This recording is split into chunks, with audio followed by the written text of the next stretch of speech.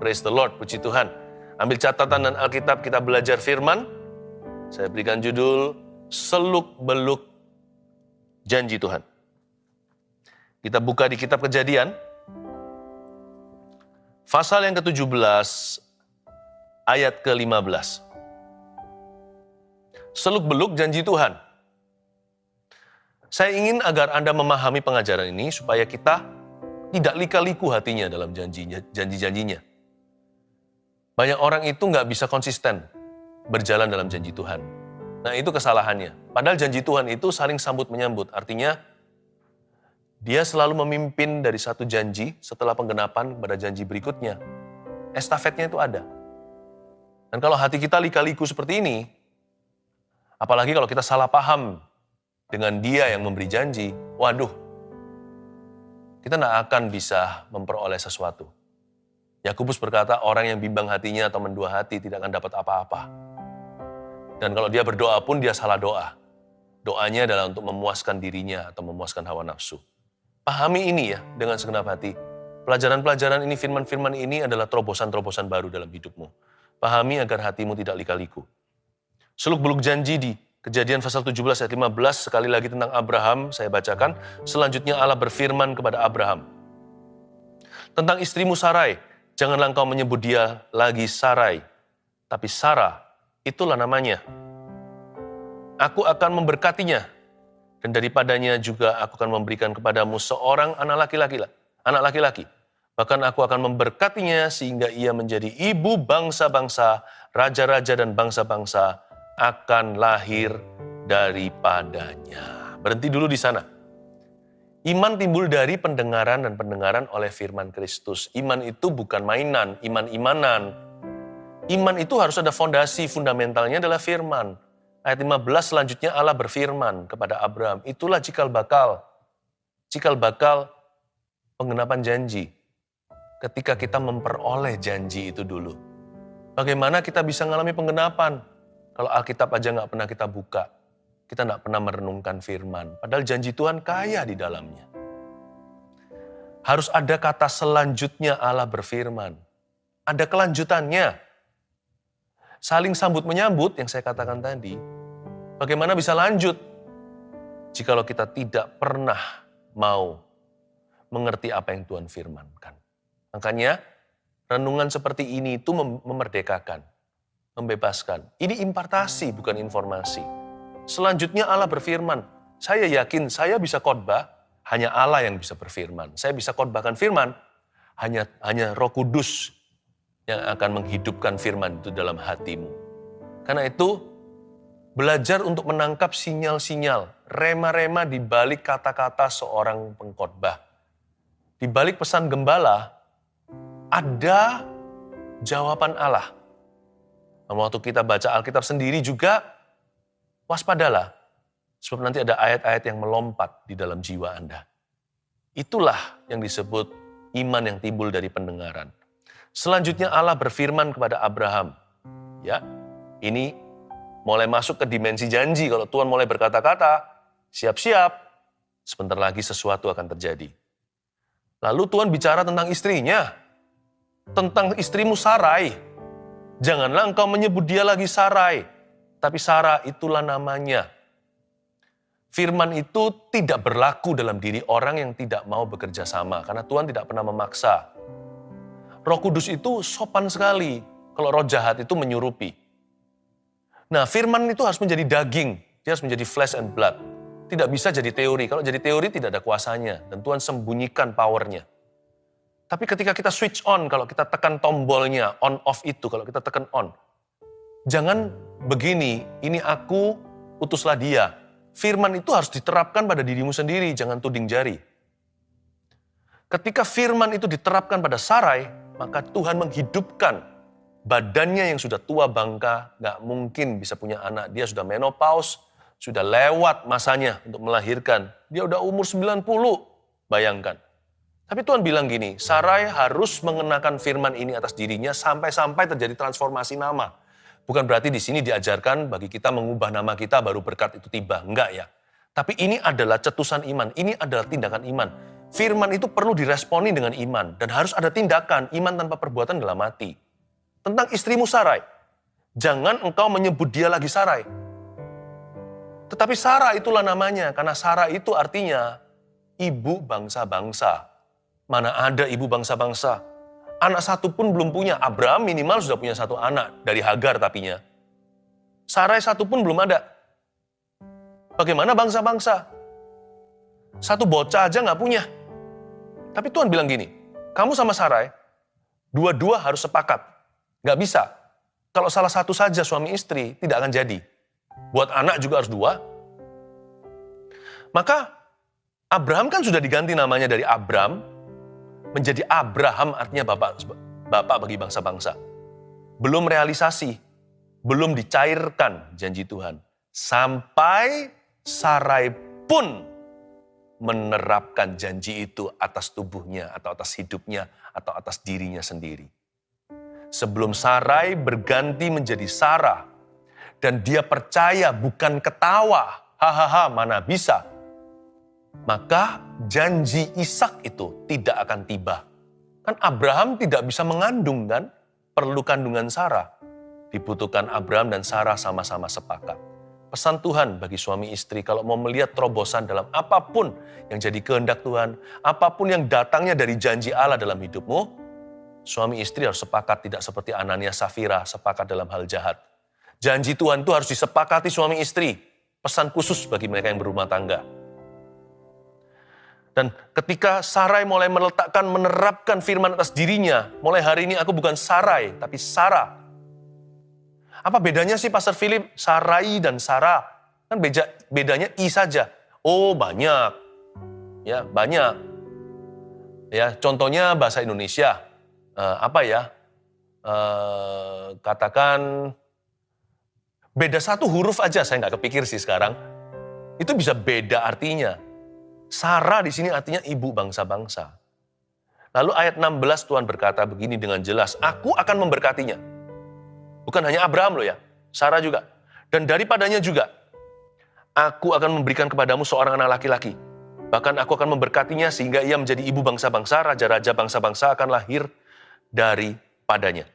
Coba dicatat ayat 16. Kan kita bicara tentang seluk-beluk janji. Kita masuk dalam dimensi janji untuk mengerti.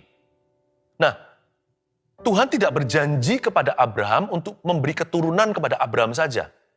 Kalau memberi keturunan kepada Abraham, sudah digenapi. Kan sudah punya Ismail. Waktu ini firman diberikan, Abraham sudah punya anak. Tapi di mata Tuhan, dia belum punya putra. Karena yang dimaksudkan Tuhan adalah putra perjanjian. Tuhan dengan jelas berkata, yang diakui oleh Tuhan sebagai putra perjanjian, itu Ishak, bukan Ismail. Dan Tuhan secara jelas mencetuskan bahwa kamu akan dapatkan perjanjianmu itu dari Sarah yang kuberkati, dan daripada Sarah, aku akan memberikan kepadamu seorang anak laki-laki. Jadi karena itu poin nomor 1 tolong dicatat ya, sebagai seluk-beluk janji Tuhan agar kita mengerti bagaimana mempercayai janji. Dan bagaimana kita menjadi umat perjanjian, gimana kita bisa berjalan dalam penggenapan. Nomor 1, jangan halalkan segala cara untuk genapi janji Allah. Tuhan jelas-jelas bilang dari Sarah, bukan dari wanita siapa saja. Jadi ternyata selama ini kita salah. Bukan salah, kita hanya setengah. Pengertian kita itu belum lengkap. Kita kira bahwa Tuhan punya perjanjian sama Abraham. Kalau Tuhan punya perjanjian sama Abraham doang, bisa saja sama Hagar, sama perempuan lain. Tapi Tuhan punya perjanjian sama Abraham itu dengan Sarah. Dengan Sarah. Jadi jangan halalkan segala cara untuk menggenapi janji Allah. Tuhan berjanji memberkati seseorang secara finansial. Bukan berarti dibenarkan untuk mencuri atau merampas atau melarikan uang orang lain. Tuhan kan janji.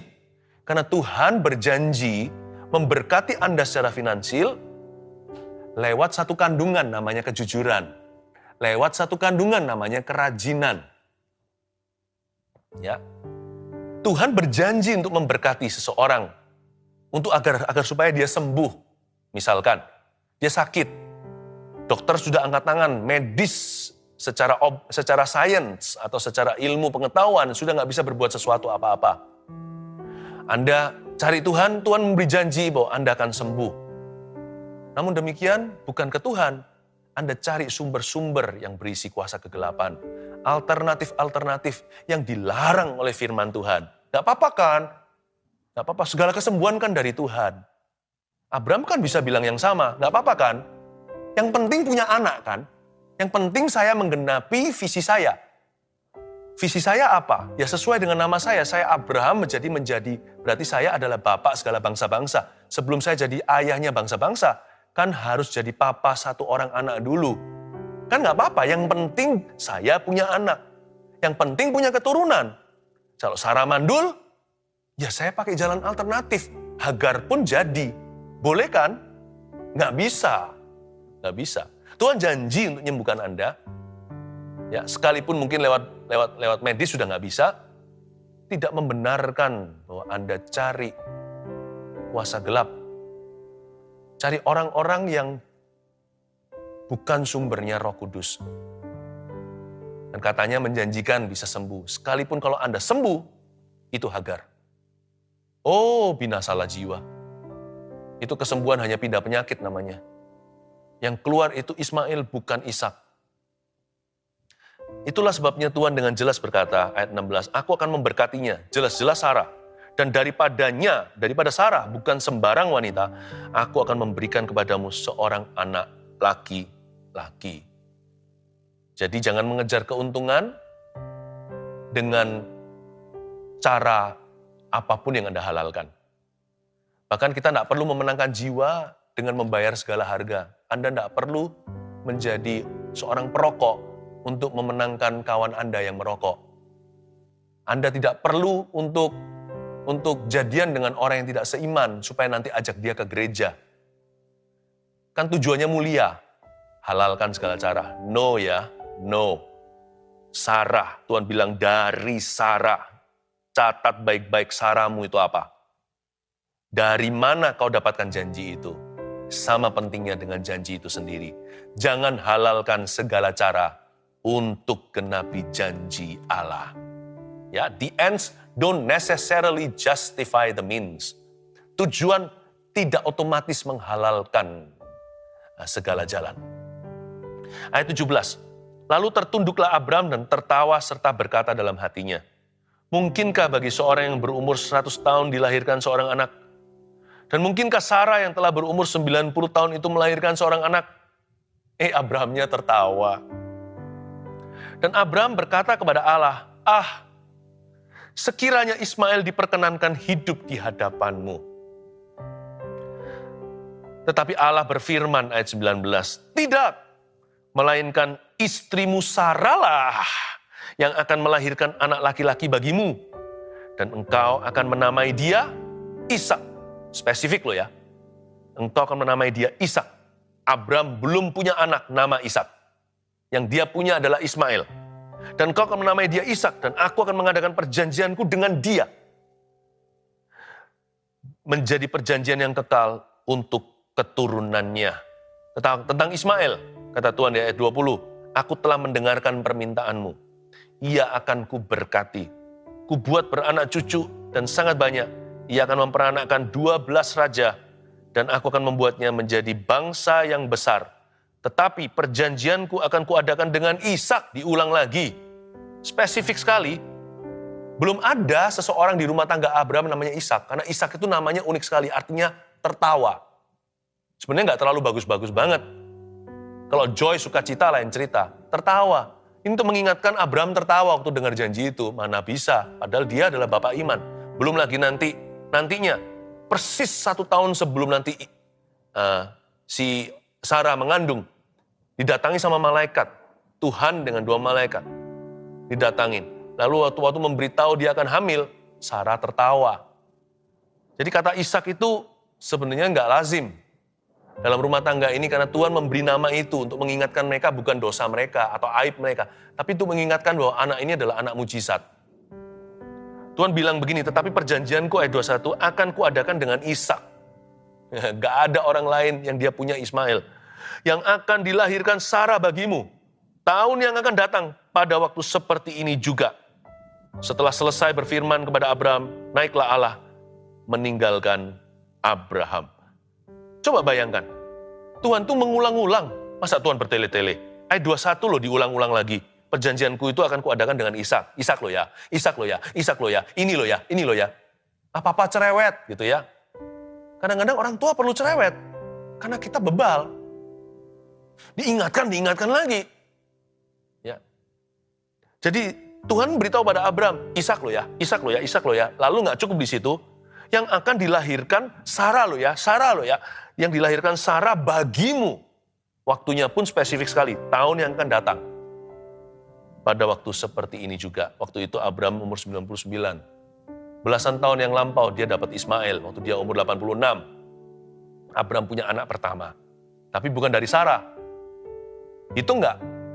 Kalau bukan dari Sarah, termasuk nggak? Kalau bukan dari Sarah, sah nggak? Tidak semua berkat itu sah. Bahkan tidak semua mujizat. Coba pahami. Kita hidup itu oleh iman. Dan iman itu tidak sembarangan. Iman itu juga memperhitungkan sumbernya. Bukan yang penting hasilnya. Dan Tuhan berbicara berkali-kali dalam seluk-beluk janji. Supaya kita mengerti gimana jadi umat perjanjian, gimana jalan dalam pengenapan. Supaya kita mengerti, diajari hari ini lewat saat teduh ini bagaimana kita itu memegang janji Tuhan. Dan jangan seperti Abraham yang putus asa di tengah-tengah, hampir kecewa, goyah imannya. Lalu kompromi, membuat kesalahan. Tapi sebenarnya kita tidak lebih baik dari Abraham. Abraham bisa gitu, apalagi you and me. Tapi kita bisa pelajari hari ini.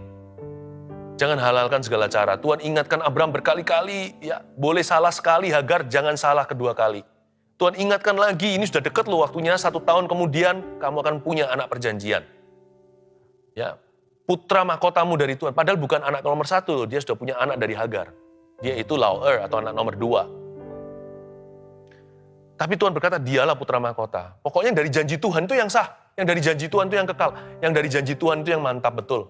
Yang dari janji Tuhan itulah yang mengandung rencana yang luar biasa. Yang enggak, itu biasanya yang lainnya, yang bukan janji Allah. Yang dari kompromi, dari kesalahan, dari pikiran sendiri, itu biasa-biasa. Biasanya juga enggak awet. Sebentar lagi nanti menguap. Bisa-bisa jadi sumber masalah. Dan Tuhan itu bicara berkali-kali, ini udah dekat waktunya pengenapan. Hei, Abraham, Ishak lo ya, Ishak lo ya, Ishak lo ya, Ishak lo ya. Lalu berkata, dari Sarah lo ya, dari Sarah lo ya, dari Sarah lo ya. Papa cerewet, Bapak Sorgawi terus ingatkan. Ayo, jangan sampai salah alamat. Sekali lagi kita lihat di ayat yang ke-19. Tetapi Allah berfirman. Waktu Tuhan, ayat 18 dulu ya. Kan Abraham tertawa kan? Lalu ayat 18, Abraham proposal. Dan Abraham berkata kepada Allah, sekiranya Ismail diperkenankan hidup di hadapanmu. Gini loh Tuhan. Ya mungkin Abraham tawar-menawar. Dia negosiasi dengan ilahi. Dengan sang ilahi dia mencoba untuk bawa ide-idenya yang kurang bagus menurut saya. Karena Tuhan punya ide lebih bagus. Dan Tuhan punya rencana lebih indah. Dia berkata, bukan keluar dari iman. Keluar dari keluhan dan keluar dari defeated spirit. Keluar dari roh yang kalah. Bukan apa, keluar dari putus asa. Sudah rasanya lekang oleh waktu. Sudah segenap relung hati dan asaku tiada lagi. Dia berkata, sekiranya Ismail diperkenankan hidup di hadapanmu. Tuhan itu baik ya.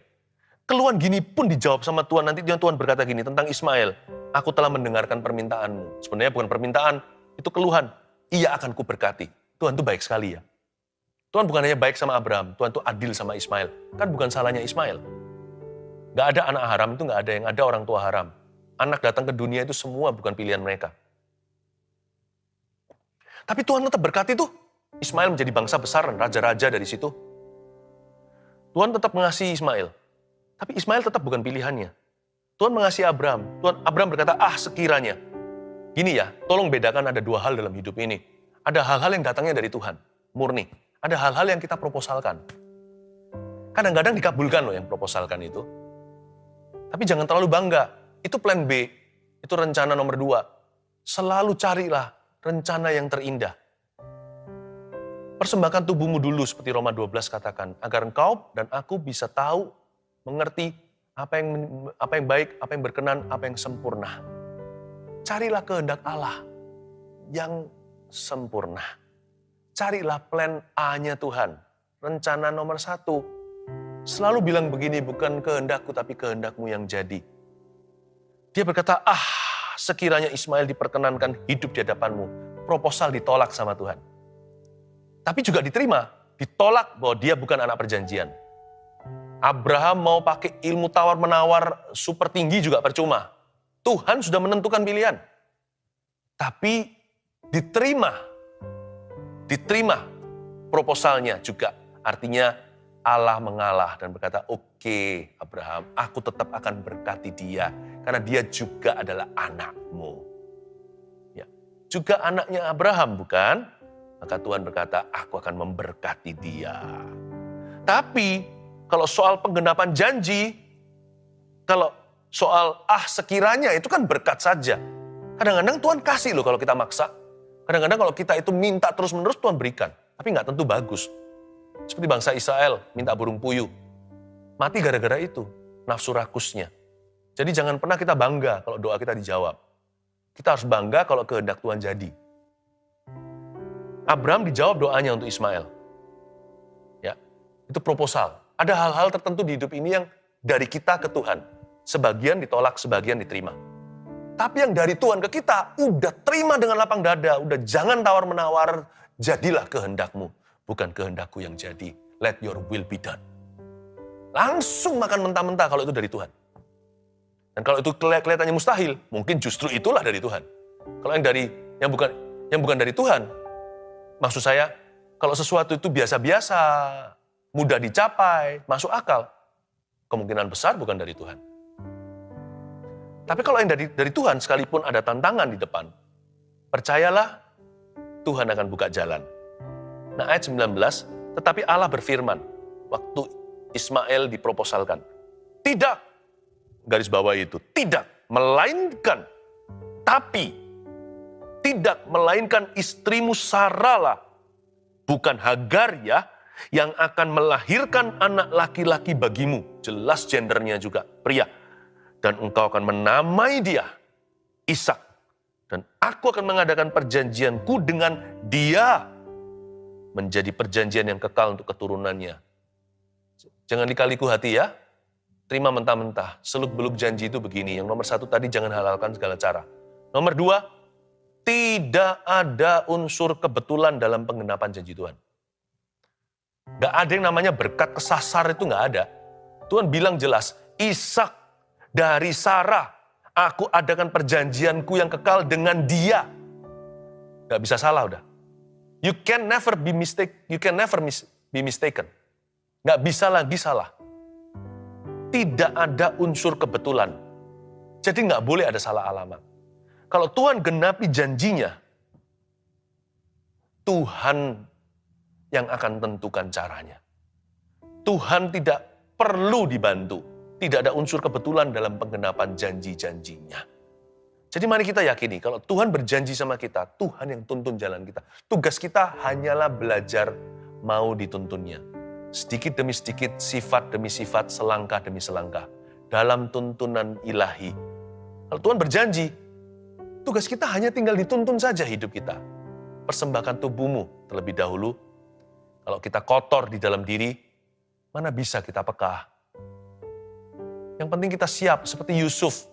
Dikasih janji, malah masuk penjara. Tapi karena dia jaga vitalitas rohaninya. Suatu hari tanpa basa-basi, tidak perlu dengan jenjang karir manusia, boom, dari seorang napi padahal dia nggak berdosa, napi yang difitnah, dia di penjara itu bukan karena dia salah. Tuhan tahu itu. Tuhan nggak pernah lupa value orang jujur. Dan dari seorang napi, langsung diangkat jadi Perdana Menteri. Tuhan itu tidak pernah iseng. Tuhan tidak pernah gagal. Dan kalau Tuhan janji dalam kehidupan Yusuf waktu itu, sekarang pada Abraham, dia yang akan genapi. kerjasama kita dengan Tuhan hanyalah ini. Kita belajar untuk taat dan setia pada tuntunannya. Udah itu aja. Gak perlu bantuannya Anda. Gak perlu bantuan kita. Gak perlu bantuan saya. He doesn't need your help. Tapi Tuhan akan memaksa kehendaknya, makanya itu kita harus bekerja sama. Karena yang ngalami kan kita, kan janji itu untuk kita. Jadi kitalah ahli warisnya. Kitalah penerimanya.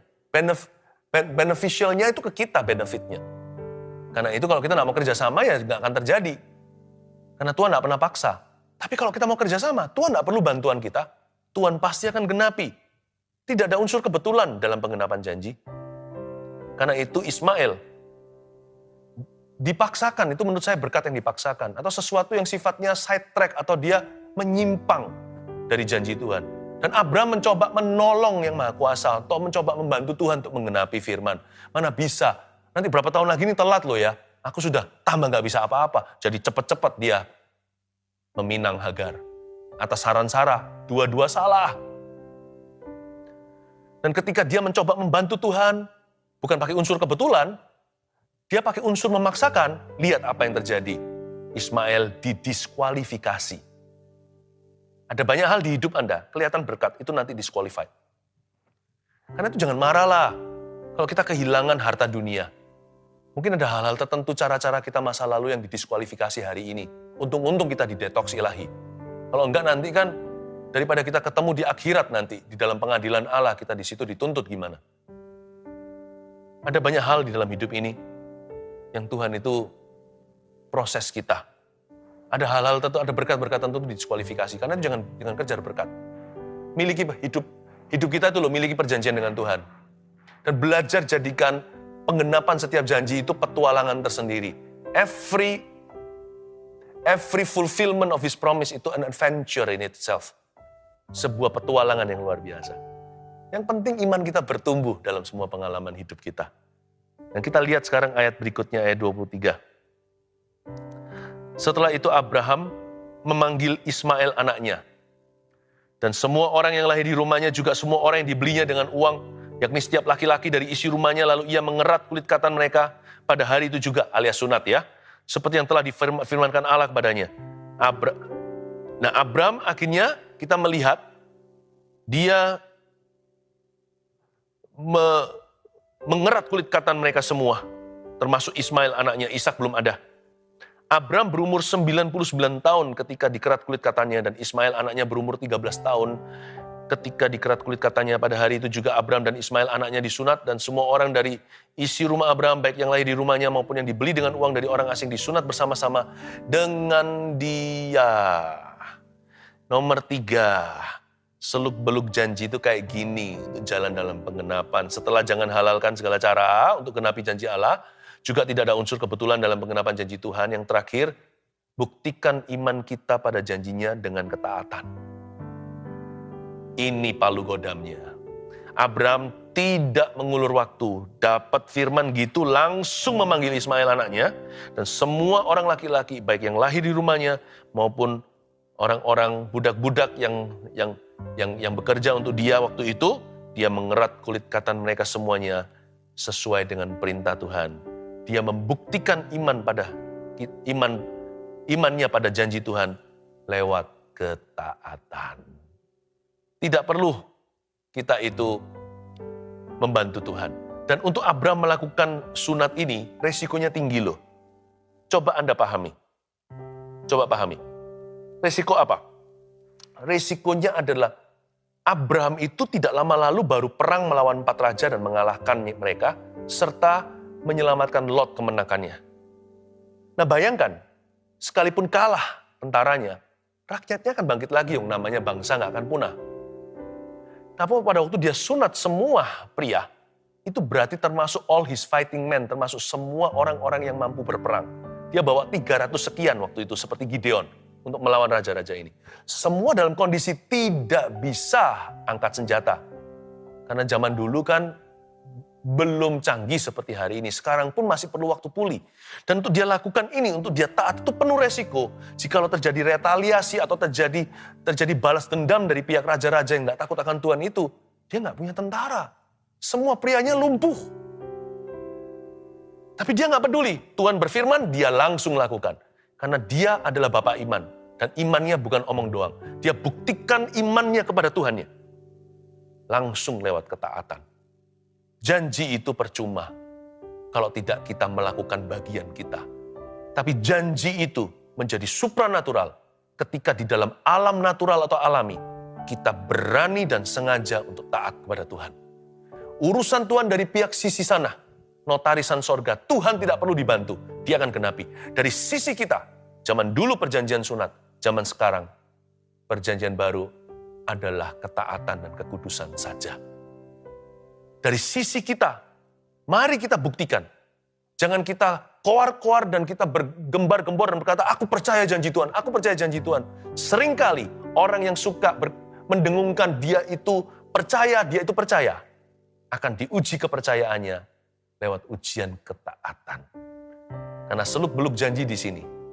Kalau orang tidak mau taat, hanya mau percaya janji, orang itu lika-liku hati. Itu bukan seluk-beluk janji, itu orang tidak lurus jalannya dengan Tuhan. Janji Tuhan hanyalah menjadi suatu angan-angan. Seluk-beluk janji di sini masuk ke dalam setiap tikungan-tikungan penggenapan itu dimulai dengan suatu niat dalam hati, bukan percaya saja, tapi aku mau taat kepada Tuhan. Buktikan hari ini, kalau Anda percaya kepada janji Tuhan, buktikan dengan ketaatan. Kalau Anda percaya, Tuhan itu beserta denganmu. Sekalipun susah, ampuni yang bersalah kepadamu. Kalau Anda percaya, Allah itu adalah kasih. Kalau Anda percaya bahwa Tuhan itu bisa memelihara, bekerjalah dengan konsentrasi. Serahkan sisanya kepada Tuhan yang sanggup untuk memberkatimu dan mengangkat kondisi hidup Anda yang terpuruk hari ini. Amin. Kalau Anda percaya Tuhan bisa sembuhkan Anda, jangan tunggu Anda sembuh dulu. Anda bisa peduli kepada sesama, doakan mereka dalam kebutuhannya. Kalau Anda yakin Tuhan telah mendengar doamu, doakan orang lain juga. Buktikan imanmu melalui ketaatan yang bisa Anda lakukan. Taati apa yang sudah Anda tahu sebagai hal yang baik dan benar di hadapan Tuhan. Jangan ditunda, taat sekarang seperti Abraham, taat seketika itu juga. 3 poin ini, seluk-beluk janji Tuhan, catat dan lakukan. Saya percaya setiap tikungan dalam hidupmu mulai hari ini akan ada penggenapan. Haleluya. Thank you Jesus.